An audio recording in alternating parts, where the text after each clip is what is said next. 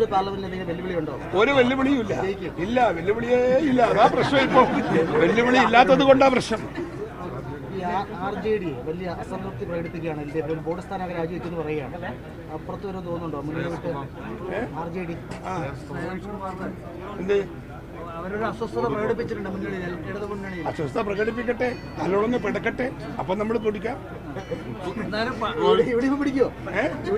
നമുക്കെന്താ, ജനാധിപത്യ സംവിധാനത്തിൽ വരാവുന്ന എല്ലാ ജനാധിപത്യ പാർട്ടികളെയും ഞങ്ങൾ സ്വാഗതം ചെയ്യും. കണ്ണൂർ പാർലമെന്റിൽ എന്തെങ്കിലും വെല്ലുവിളിയുണ്ടോ? ഒരു വെല്ലുവിളിയും ഇല്ല, വെല്ലുവിളിയേ ഇല്ല. അതാ പ്രശ്നം. ഇപ്പൊ വെല്ലുവിളി ഇല്ലാത്തത് കൊണ്ടാ പ്രശ്നം. അത് പാർട്ടി പറയേണ്ടതാ, ഞാൻ പറയില്ല. പാർട്ടി ഇപ്പൊ എന്നോട് സ്ഥാനാർത്ഥിയാണെന്ന് പറഞ്ഞ് ഞാൻ നിൽക്കുന്നില്ല. ഇപ്പൊ ഞാൻ പാർട്ടിക്കാരനാ.